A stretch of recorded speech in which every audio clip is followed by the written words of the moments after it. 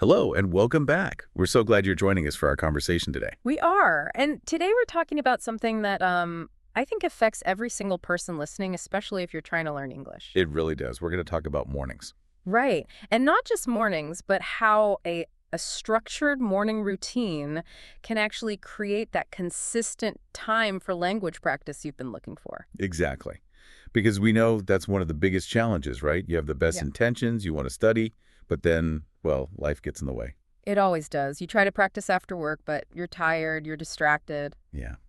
So today we're focusing on how to capture those golden hours at the very start of the day. Mhm. We're going to walk through 7 simple steps to build a routine that works for you. And the goal here isn't just to become, a super organized person, though that's a nice little bonus. A nice side effect, yeah. The real goal is to use that morning time when your brain is naturally rested and ready to learn to really supercharge your English progress. And I know firsthand what happens when a morning goes completely wrong. I had one of those just recently. Oh, no. And I think a lot of people listening will relate to this feeling of, starting the day already defeated. Let's hear it. What happened? What was the chaos? Okay, so the night before, I promised myself I'd go to bed early. But of course, I got hooked on this new TV series, and suddenly, it's 1 in the morning. Ah, I know that feeling. So when the alarm went off, I was just exhausted. I think I hit the snooze button 4 times. So you were already playing catch-up from the second you opened your eyes. Completely. Yeah. I finally jump out of bed. I'm rushing around. I was so out of it, I couldn't find my keys. And I started doing what we call a scramble. Just, rushing around trying to find everything at once. A total mess. I tried to make coffee way too fast, tripped over my own shoe, Yeah. and, yep, spilled the entire cup. All over the floor, all over my shirt. Oh, that is the definition of morning chaos. Pure chaos. Complete disorder. I finally get out the door, late, feeling a little bit damp from the coffee.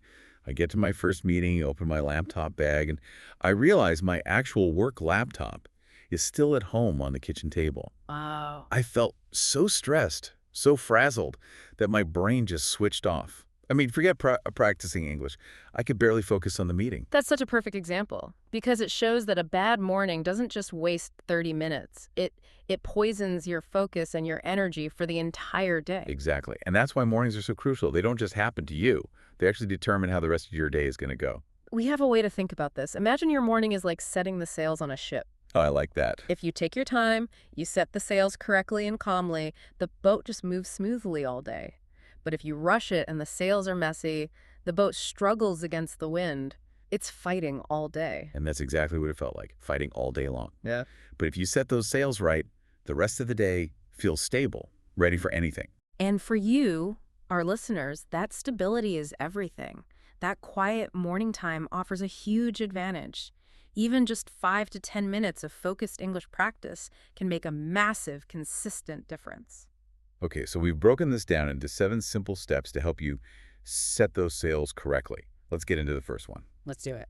So step 1 is become a morning detective. Exactly. Before you try to fix anything, you have to understand what's actually broken.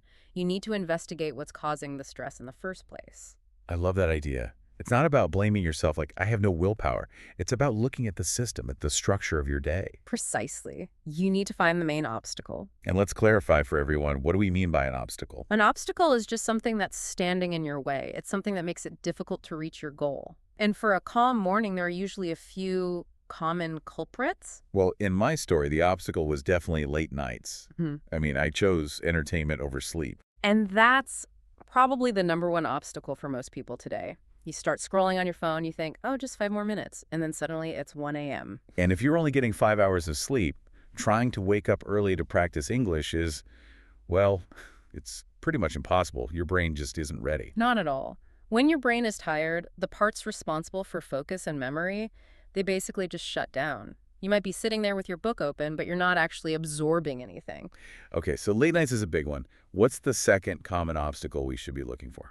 The second one is what you described as your scramble. It's a lack of preparation.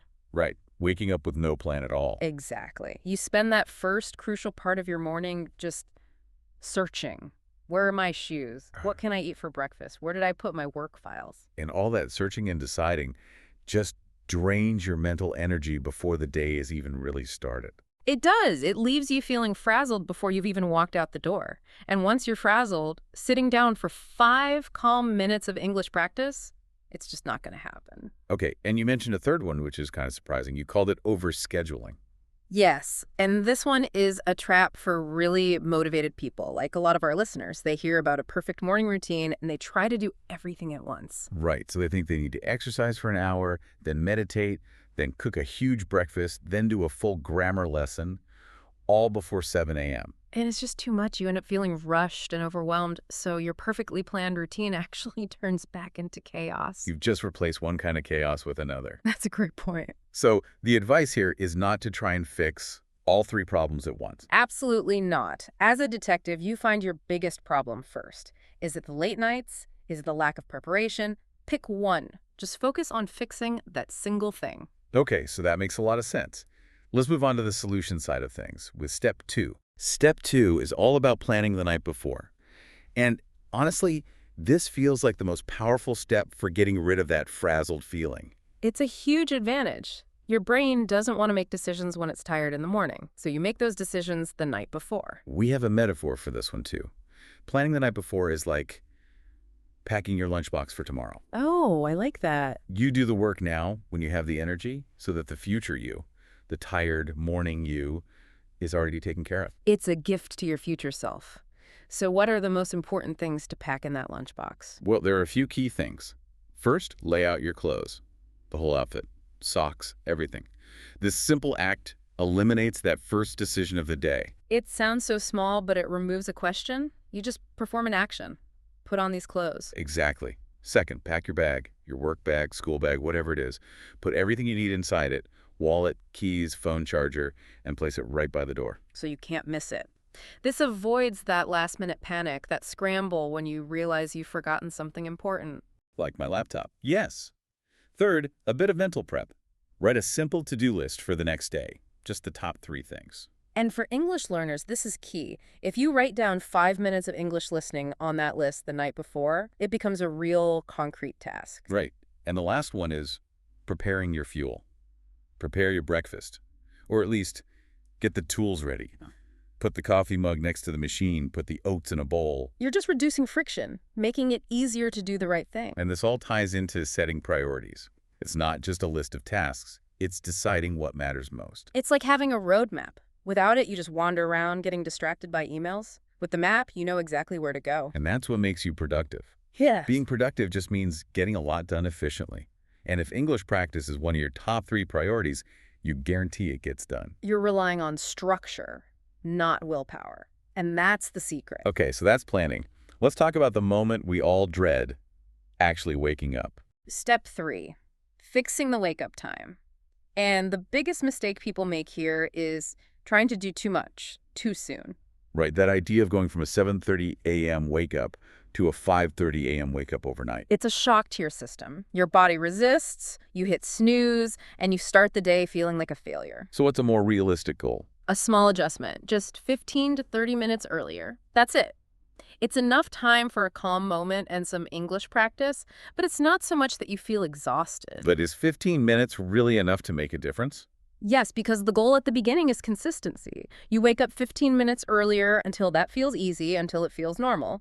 Then, if you want more time, you can adjust by another 15 minutes. It's one step at a time. That makes sense. It builds confidence instead of burnout. Okay, Yeah. what about some practical tricks for people who love their snooze button? The best trick is the simplest. Move your alarm across the room. So you have to physically get out of bed. You have to stand up, walk over, and turn it off. The moment your feet touch the floor, you've won half the battle. You're already up. That's a great psychological trick. What else? Well, if you find loud alarms stressful, you could try a sunrise clock. Oh, one of those lamps that gets brighter. Exactly. It mimics a natural sunrise, lighting up your room slowly. It tells your brain it's time to wake up gently, so the final alarm isn't such a shock. What sounds much nicer. But none of this works if you don't get enough sleep, right? That is the crucial link. If you decide to wake up 30 minutes earlier, you absolutely must go to bed 30 minutes earlier. You can't cheat sleep and expect to be productive. A good morning starts the night before. It always does. Okay, so we're awake, we're on time, now what? Let's get into the mental and physical prep. Step 4 is about calming the mind. This step is about mindfulness. And when people hear that word, they sometimes think it's complicated, but it's not. Right, we're not talking about sitting in silence for an hour. Not at all. It's simply about pausing for a few minutes to be present and reset your thoughts. Let's use our metaphor. Imagine your mind is like a busy highway full of fast cars. And those cars are all your thoughts, bills, emails, worries. Right. And mindfulness is like turning on a stoplight for just a moment. You're not trying to stop the cars forever, you're just letting the noise settle down for a minute. And that ability to be present is so important for language learners because it lowers stress. It does. A calm brain is a brain that's ready to learn and remember. High stress actually blocks learning. So what's a simple, quick practice anyone can do? I recommend two things. First, just some deep breathing.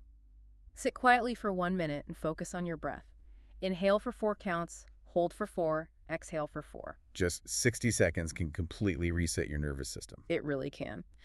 The second practice is a morning reflection. Before you check your phone, just think of one thing you're grateful for, or set an intention for the day. An intention? What do you mean by that? It's like a small promise to yourself. It could be, today I'm ready to learn, or today I will be calm and centered. I like that word, centered. Centered just means feeling calm, focused, and balanced. And starting your day feeling centered is the opposite of starting it feeling frazzled. Okay, so that's the mind. Now for the body. Step 5 is to get moving. And again, this doesn't mean you need to run a marathon. The idea is just to wake up your body after it's been still for so many hours. It's like turning a computer on from sleep mode. A little movement helps you power up fully. And that movement boosts your brain energy and focus, which is exactly what you need for your English practice. So what are some easy, low-effort ideas?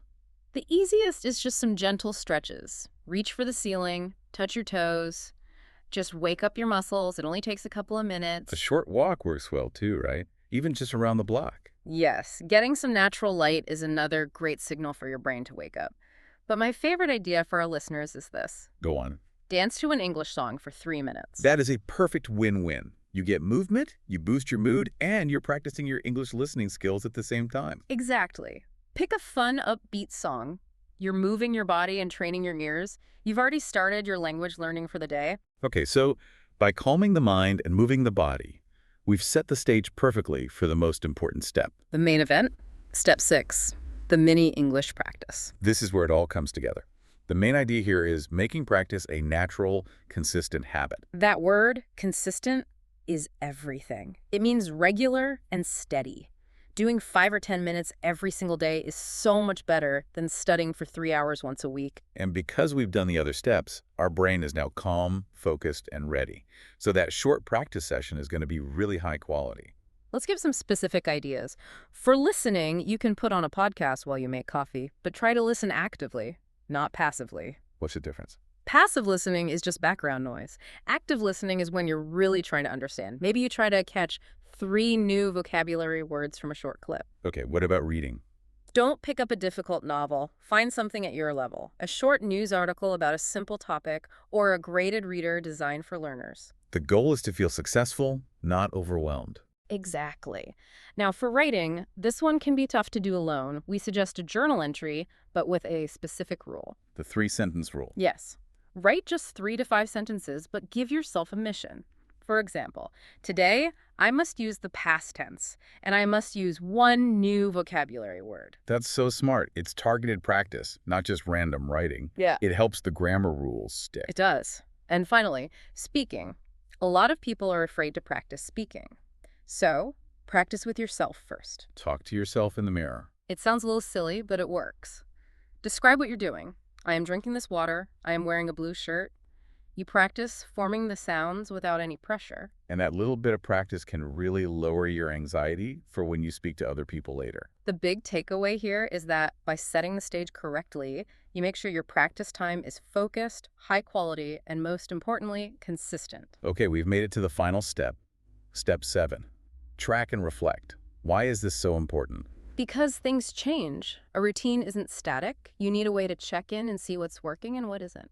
It's like checking your GPS on that roadmap we talked about. Are you still on the right path, or have you gotten lost in the chaos again?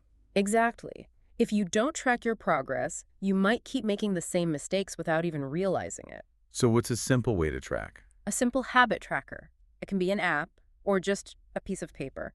List your new habits, and every day you do them, you give yourself a check mark. And seeing those check marks build up is so motivating.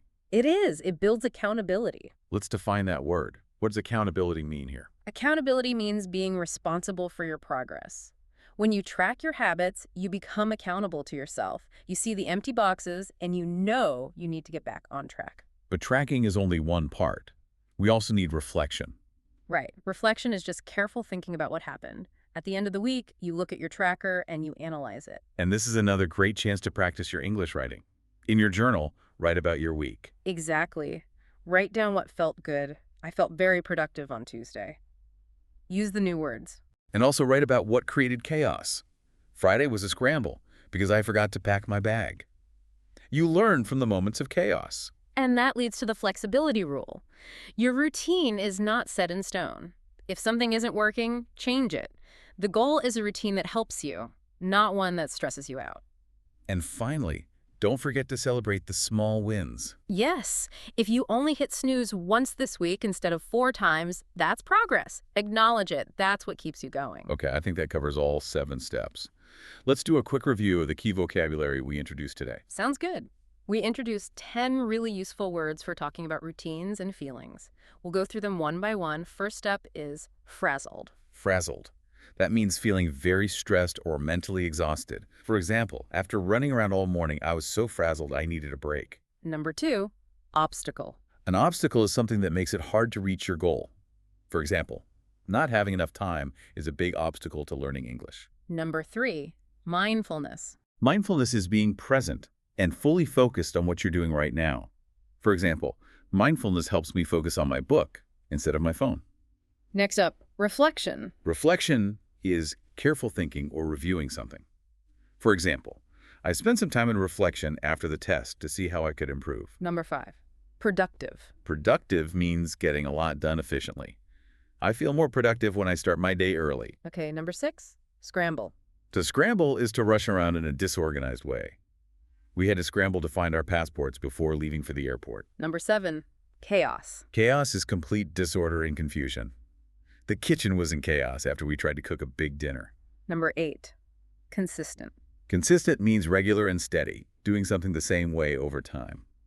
To get good results, you have to be consistent with your practice. Almost there. Number 9, centered. Centered means feeling calm, focused, and balanced. A few minutes of quiet time in the morning helps me feel centered. And last but not least, number 10, accountability. Accountability is being responsible for your actions and progress. My study partner gives me accountability to finish my homework. Great. Those are 10 fantastic words to add to your vocabulary. You really are. So we've walked through the 7 steps, from being a detective and planning your night, all the way to your mini English practice and reflection. The main lesson here is that a little bit of structure creates a lot of freedom. By setting that foundation correctly in the morning, you free up your mental energy for the important stuff, like learning English. It's not about being perfect, it's about being consistent. That's what leads to real progress and a much better feeling throughout your day. I have a final thought for everyone listening. We talked about 7 steps, but trying to change everything at once can lead to more chaos. So my question is this: if you could only change one thing tomorrow morning, which of these 7 steps will it be? That's a great question for reflection. And now we have one for you, our listeners, to help you practice right away. We do. We want to know, what is the one word or lesson you learned today? Write it in the comments below. We'd love to see you using that new vocabulary. Thank you so much for joining us for our conversation about building better mornings and better English skills. Keep learning, keep practicing, and we'll talk to you next time.